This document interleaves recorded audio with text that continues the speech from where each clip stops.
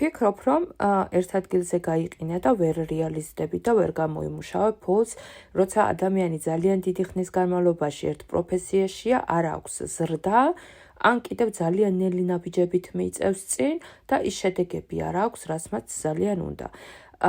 როდესაც აღარ იცი როგორ განვითარდე, როგორ მოიქცე და უბრალოდ გემართება შუა ასაკის ემოციური კრიზისი, ეს არ გაჩვენება, უბრალოდ შენ გაიჭედ შენს მატრიცაში და არ აძლევს შენს თავს საშუალებას, რომ რეალიზდე სწორი მიმართულებით. ვეცდები ახლა მოკლე მონაკვეთში აგიხსნა თუ დაბადების თარიღის მიხედვით და ნუმეროლოგიური განხილვით, სად არის შენი ნიჭი და პოტენციალი და სად არის შენი მაქსიმალური მასშტაბი, სადაც მოახდენ შენი რეალიზების ვექტორს. პირველ რიგში მინდა გითხრათ, რომ დაბადების დღეს ყოველთვის არის ნიჭი, დაბადების თვე თუ რა მიმართულებით უნდა განვავითაროთ ჩვენი ნიჭი და უკვე დაბადების წელი არის ჩვენი მაქსიმალური მასშტაბი.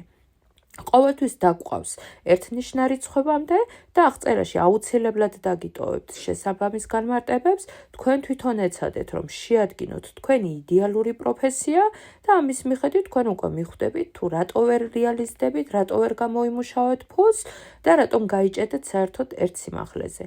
მე ვარ ხათუნა, ციფრული ფსიქოლოგი და ძალიან გამიხარდება თუ მოიწონებთ ამ გვერდს, დამიკომენტარებთ, რომ ეს მომცემს საშუალებას, რომ განვავითარო ჩემი კანალი.